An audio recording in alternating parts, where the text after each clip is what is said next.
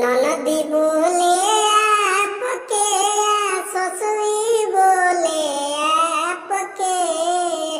ननदी बोले आपके, ससुरी बोले आपके।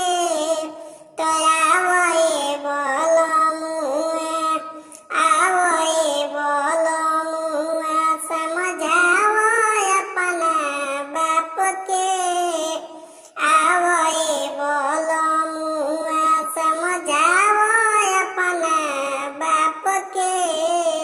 बड़की दिया दिन छोड़स नहीं, बोलो तारी डाफ के। कि बड़की दिया